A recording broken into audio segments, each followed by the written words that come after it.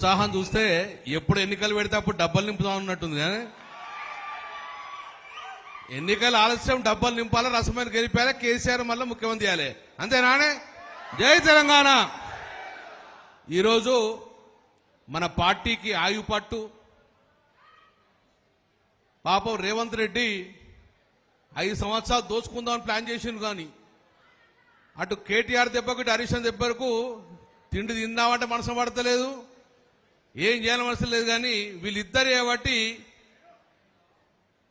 అటు అక్రమ సంపదకు ఆదిలోనే తెలంగాణ సంపద కాపాడని చెప్పేటి ఇటు కేటీఆర్ దెబ్బకు ఇటు హరీష్ రావు దెబ్బకు విలవిల్లాడుతున్న కాంగ్రెస్ పార్టీకి ఈరోజు మళ్ళీ మన అలుగునూరుకు వచ్చి మానకొండ్రు కాన్స్టిట్యున్సీ కాదు కరీంనగర్ జిల్లాలో మళ్ళా పూర్వ వైభవం తీసుకురావడానికి మొదలుగా కదం దొక్కిన హరీష్ అన్న గారికి స్వాగతం సుస్వాగతం తెలియజేసుకుంటున్నాను. గౌరవనీయులు మా అన్న 10 సంవత్సరాలు కలిసి పనిచేసినాం. ఈరోజు 10 సంవత్సరాలు మీకు ఎమ్మెల్యేగా ఉన్న మా రసమన్న గారిని మళ్ళీ 2 సంవత్సరాల్లో ఎమ్మెల్యేగా చూడాలని చెప్పి గౌరవ సభాధ్యక్షులు రసమన్న గారికి, మన జిల్లా ఇన్ఛార్జి గారైన మన జీవనన్న ఎమ్మెల్సీ గారికి, రమణన్న గారికి ఎమ్మెల్సీ గారికి, సోదరుడు కౌశిక్ గారికి, సభాధ్యక్షులు జీవి గారికి, మరి వేదికంచిన ఎర్రోల సిరణ గారికి, రవీంద్రరావణ గారికి, మా దేవేంద్ర రెడ్డి గారికి, మా కార్పొరేటర్ మల్లేశన్న గారికి, మా వీరన్న గారికి, అన్యదా పంచ వేదికైన పెద్దలందరికీ పేరు పేరు నమస్కారాలు తెలియజేసుకుంటున్నాను. ఎక్కువ సమయం తీసుకోం, మనమందరంగా హరీష్ అన్న మాటల కోసం వచ్చినాం. మీరు కాదు, నేను కూడా హరీష్ అన్న ఏం మాట్లాడతాడు దాన్ని మన కార్యకర్తకు ఎట్లా చేరవేయాలి, రేపు ఈ యొక్క కాంగ్రెస్ పార్టీ బీజేపీని ఎదుర్కోవడానికి మనం ఎలా సమయం కావాలని చెప్పేసి కూడా అందరం హరీష్ అన్న మాట కూర్చున్నాం. కానీ ఒక్కటి మాత్రం చెప్పగలుగుతాం, ఎట్లా ఉండే తెలంగాణ రాష్ట్రం, ఎట్లా ఉండే కరీంనగర్, కేసీఆర్ పరిపాలనలో ఎట్లా ఉన్న కరీంనగర్ ను ఎట్లా ఆగం పట్టించారు ఒక్కసారి చూడండి. ఎట్లా ఉండే డెవలప్మెంట్, బ్రహ్మాండంగా రివర్ ఫ్రంట్ చేస్తే దాన్ని ఆపేసే, కేబుల్ బ్రిడ్జ్ చేస్తే దాన్ని ఆపేసాయి, ఎక్కడ మొదలు పెడితే అక్కడ దాన్ని మన కేసీఆర్ పేరెత్తని చెప్పేసి ఈ రోజు ఆపడం జరిగింది. అందుకే సోదరులారు ఆపని. కానీ కాంగ్రెస్ పార్టీ ప్రజలు ఓట్లేసిండ్రు, దానికి చాలా కారణాలు ఉన్నాయి, ఎన్నో కారణం చెప్పి కాంగ్రెస్ పార్టీ ఓటేసిండ్రు. ఓటేసినందుకు మనసు పట్టినరా, తిమింగలం లెక్క గద్దలు లెక్క కోసుక తింటారు ఒక్కొక్కరిని. మొన్ననే చూసినాం, నేను హరీష్ అని వస్తున్నప్పుడు మానేరు వాగు నుంచి చూసుకొస్తాను, చూసినా బిడ్డ గద్ద లెక్క వాలిపోయారు. ఎందుకోసం ఆ కాంట్రాక్ట్ ఇచ్చిండ్రు, మానేరు డ్యామ్ లో నీళ్లు నిల్వ వెరగాలని చెప్పేసి మట్టి తీసి నిల్వ వెళ్ళమని చెప్పిర్రు. కానీ మునుం పట్టినట్టు మునుం పట్టిర్రు, అటు పోయినరు, అటు ఏమైంది బిడ్డ మోయత్తు మచ్చరు దాకా తీసుకుంటా వేరు, ఇటు మిటుమానేరు దాకా కాజీపూర్ దాకా మొత్తం కూడా వేల ప్రొక్లాన్ని పెట్టుకొని తీస్తాను.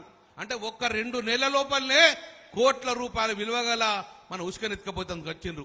అందుకే మా హరీష్ అన్న ఇప్పుడు మాట్లాడుతుండు, గద్ద లెక్క తనకపోతారు కాబట్టి ఈ సంపద కాపాడాల్సిన బాధ్యత మనది. సంపద కాపాడితే రేపు రాబోయే కాలంలో నీళ్లు ఆపి వ్యవసాయాలకు అవసరం పడతాయి. కాబట్టి ఆ సంపద కాపేందుకు మళ్ళీ టీఆర్ఎస్ పార్టీ ముందుండాలి. అందుకే సోదరులారా ఒక్కటి మాత్రం చెప్పగలుగుతాను, రాముడు 14 సంవత్సరాలు వనవాసం చేసిండ్రు, రామరాజ్యం వచ్చింది. మనం 2 సంవత్సరాలు చేసినాం. ఒక 2 సంవత్సరాలు ఓపిక పట్టుండ్రి. ఈ 4-5 సంవత్సరాలు 2 సంవత్సరాల తర్వాత మళ్ళా బ్రహ్మాండ కేసీఆర్ గారు రామరాజ్యం వస్తుంది. ఒక్కసారి వచ్చినాక మళ్ళా 15 సంవత్సరాలు మళ్ళీ పార్టీని ప్రభుత్వాన్ని మనం కలుపుతాం. కానీ ఒక్కటి మాత్రం మీ అందరి మనసులో మాట ఒకటి చెప్తా, అందరి మనసులో మాట నేను హరిచనకి చెప్తా, బరాబరే వీరందరూ పార్టీ కష్టకాలంలో కేసులు పెట్టుకున్నాం, దెబ్బలు తిన్నాం, రాత్రి పండగ మనము పార్టీకి అండగా వచ్చినాం. కానీ మనం నిష్పెట్టిపోయారు కొంతమంది దొంగలు, వాళ్ళు మన ప్రభుత్వం రాగానే మళ్ళా నాసు పెట్టుకొని కూర్చుని రాద్దామని చెప్పి వాళ్ళని రానియకుండా చూసే బాధ్యత మనం హరిచన పెట్టాలి. ఇప్పటికే మనం అంటారు, మన కరిమల చాలా మంది వేరు అన్న, ఏమనుకోకే తెలుసో తెలియకో వేయనన్నా, నా మీద కేసులు పోయినా ఏమైనా ఛాన్స్ ఉందా అన్నాడు. నేను అన్న బిడ్డ నువ్వు వస్తే నేను పోతే కొంచెం నువ్వు రాని రాకిటని చెప్పిన.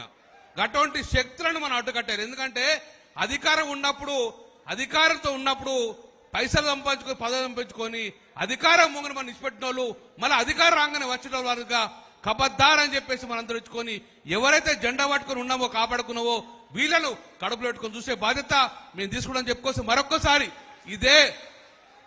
ఇదే ఉత్సాహంతో ఒక్కసారి స్టార్ట్ అయినాం.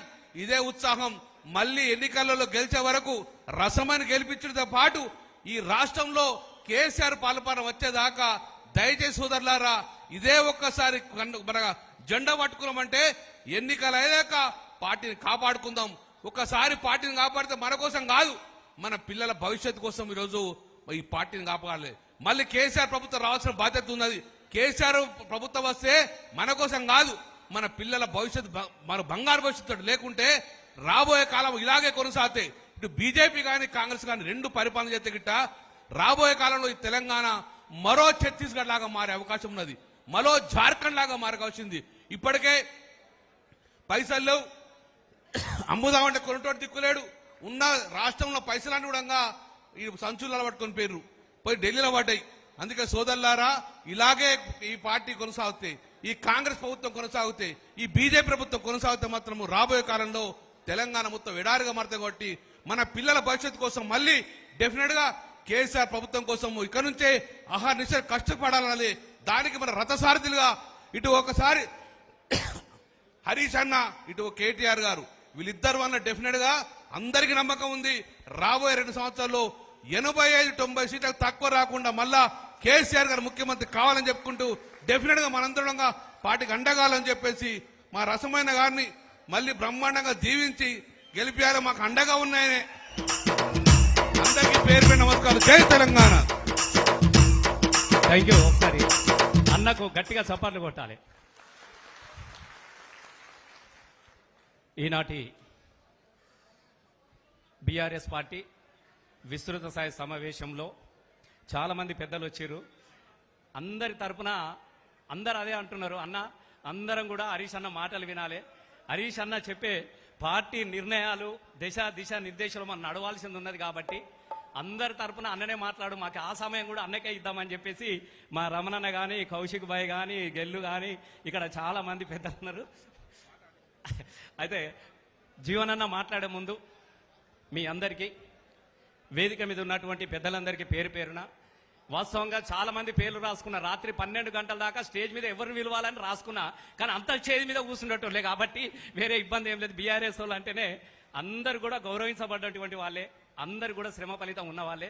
దయచేసి క్షమించండి, కింద ఉన్న వాళ్ళు క్షమించండి, మీద ఉన్న వాళ్ళు కూడా క్షమించండి. ఈనాటి కార్యక్రమానికి సభాధ్యక్షులు వహించినటువంటి పెద్దలు జీవన్న గారికి, అలాగే ఇన్ఛార్జీలు అన్న రవీంద్రరావు అన్న గారికి, అలాగే పెద్దలు నేను అడగగానే తమ్ముడా నేనున్నానంటూ నాకు భరోసానిచ్చి వచ్చిన మా రమణన్న కానీ, అలాగే పెద్దలు కౌశిక్ రెడ్డి సాబ్ కానీ, అలాగే గెల్లు శ్రీనివాస్ కానీ, రవీంద్ర అన్న కానీ, ఇటువైపు నిలబడ్డటువంటి మన గంగులన్న, ఇక వేణు మావోలు, ఇక చాలా మంది ఉన్నారు. ముఖ్యంగా మీ అందరు కూడా అన్నింటికన్నా కూడా ఇవాళ నేను ఇక్కడ నిలబడనంటే నన్ను నిలబెట్టినటువంటి నా కార్యకర్తలకు హృదయపూర్వకంగా నేను శిరస్సు వంచి నేను నమస్కారాలు తెలియజేస్తా ఉన్నా. చాలా సంతోషం వేసినది, చాలా ధైర్యం కూడా వచ్చినది చాలా రోజుల తర్వాత. ఎందుకనంటే ఒక అబద్ధాలతోని గద్దెనెక్కి అబద్ధాల మీద పాలన